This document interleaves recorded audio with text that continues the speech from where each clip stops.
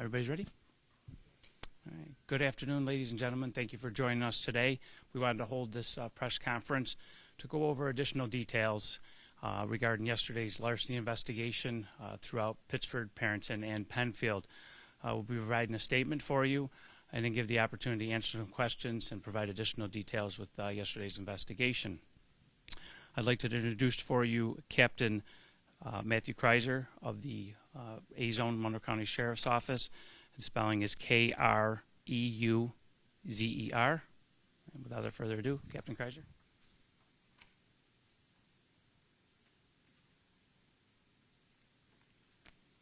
Good afternoon. So I'm Matt Kreiser. I'm the captain of A-Zone for the Sheriff's Office.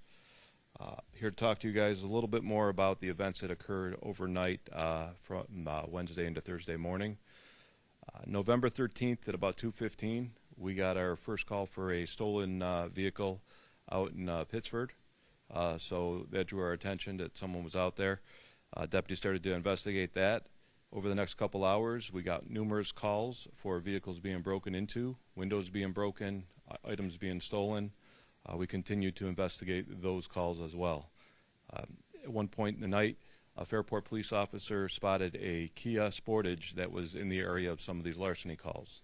Attempted to stop that vehicle. That vehicle did not stop, and the officer started to pursue that vehicle.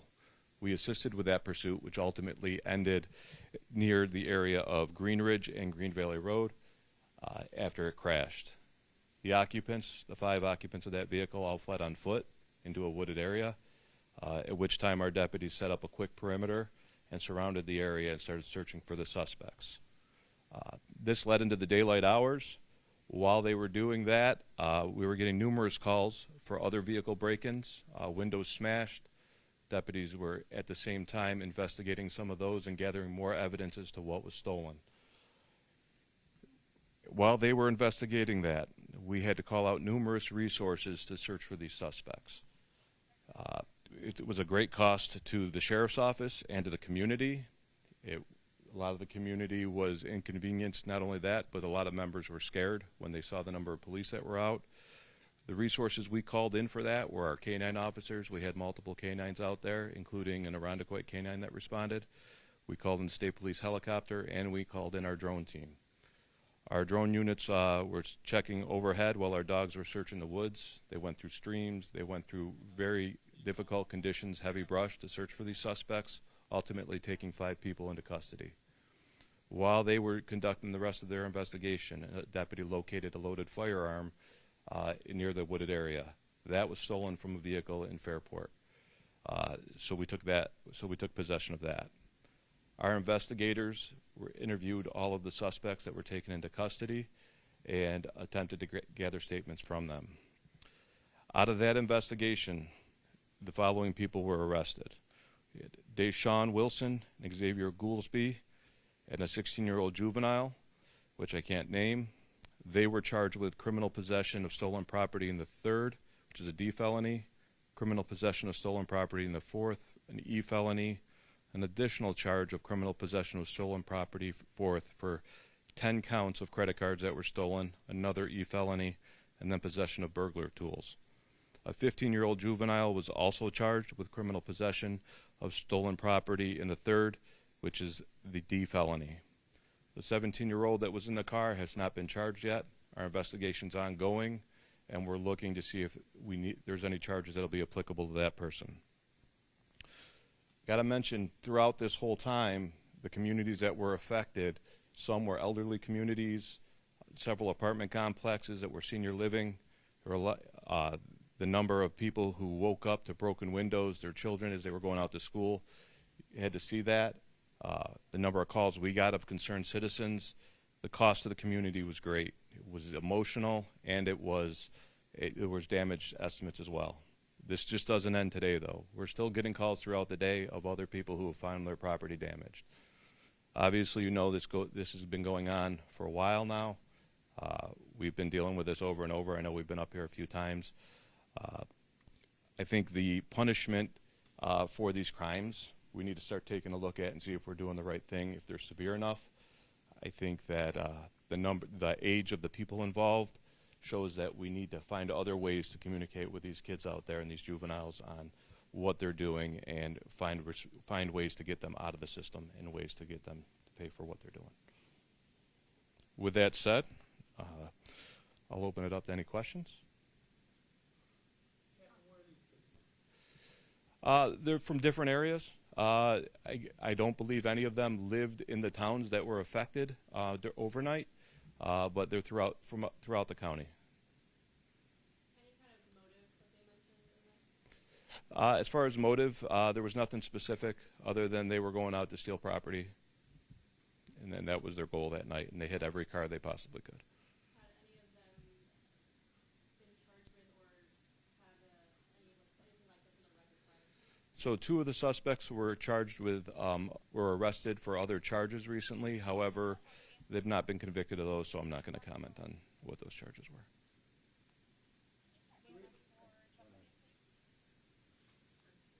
Do you know what they were using to break the windows and how they were getting into the cars? I don't know what they were using to break the windows. Sometimes they find objects nearby. Other times they find objects in vehicles and then use those to break windows. And Is there a higher penalty given the number of cars that were broken into? Does that affect the penalty given? that'd be up to the court. However, the felony charges do come with a range of punishments the court can dish out depending on their record. I would say that the number of people involved, I would like to see would sway the judge's decision on how they dole out the punishment in this case. Were all of the places stay at, were these senior living communities or apartment complexes? No, not all of them. There were residential neighborhoods. 2 of the apartment complexes were senior living complexes in Fairport and in Perinton. There were numerous neighborhoods hit as well, going from Pittsford all the way to Penfield.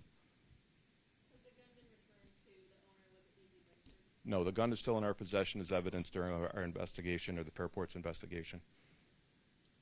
Besides the video that you got from the air, have we been able to locate some video that recorded this taking place?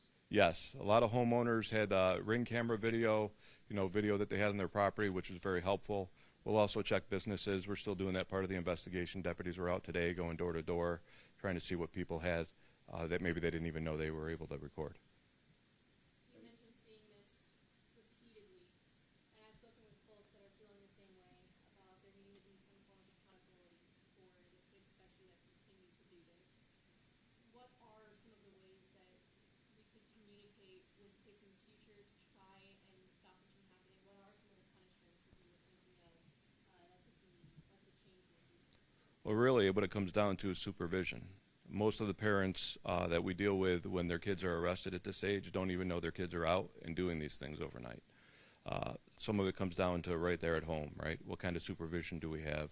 Do we have the support system in place for parents who do need to work overnight or can't be home with their kids? As far as punishments, I'll leave that up to the court, but I do think that what we're doing right now isn't working. Is there anything the community can do to help the investigation from here? Yeah, if they encounter anything suspicious, even if they think someone went through their car, or if they find something stolen and don't think it's valuable so they don't call, I would encourage them to call, right? If they have something that they don't think is relevant, but it may be to somebody else, just call us and report it.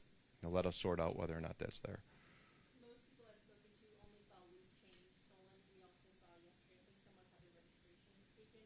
Could you get a little bit more into some of the valuables that were taken? We had everything from a gun. Numerous credit cards were stolen. People's IDs were stolen. We found IDs throughout the whole county. Reports we don't even know about yet. We've been tracking those down. We had over 100 vehicles between Fairport, Perinton, and Penfield that were hit. Not everybody wanted to press charges or go after it because they had some minor things taken. But when your ID's stolen, it doesn't just stop at your license being stolen or your registration being stolen, right? Your identity can then be, stolen as well after that. So people should take steps to flag their ID with the credit bureaus, make sure that their report is flagged, that their information got out there. We'll do everything we can to get that property back to them, but it doesn't help depending on if there's stuff out there we don't know got taken. We're still getting calls this morning, and we're trying to vet out whether or not they were from yesterday's incident or if somebody else went out and broke into vehicles overnight. These aren't the only kids that are out there doing it. So would that increase the estimate of vehicles that people broke into? It would, yes. So can you give us a number now? I couldn't give you an exact number now. but I can tell you it was over 100. But this is maybe one more instance where I'm sorry. we don't leave good things in our cars. I mean, especially if it's not locked up in a garage or something like this, correct? I would say yes. I recommend against that all the time. I've been doing this 21 years, and usually it's something that's visible that people can see as valuable that causes them to break a window. Other than that, when people leave their cars unlocked, they just go fishing through the car to see what they can find. So I'd lock the car and make sure nothing's visible that's valuable in the car.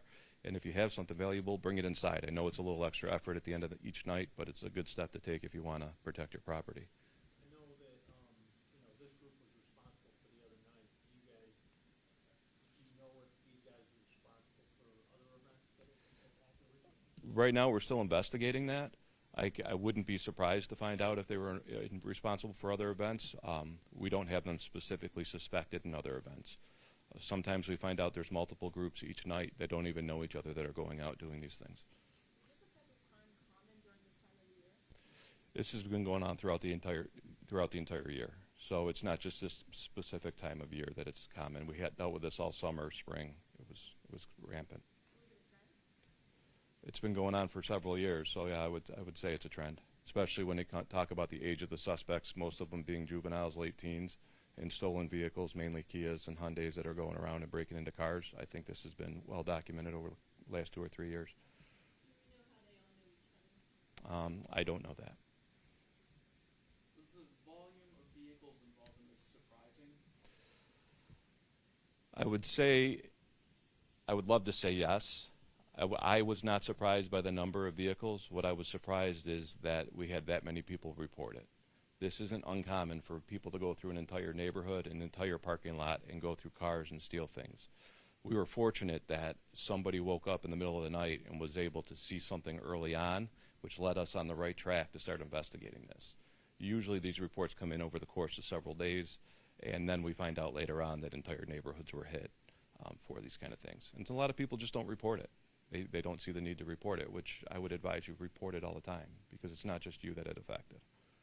I was over at Village Heights earlier today. It's kind of tucked away. It's not exactly seen from the main road.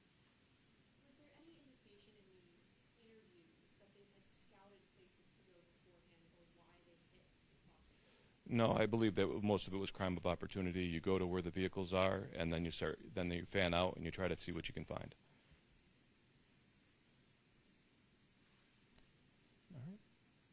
All right. Well, if everybody's good, I think we'll end this. Good. All right, thank you.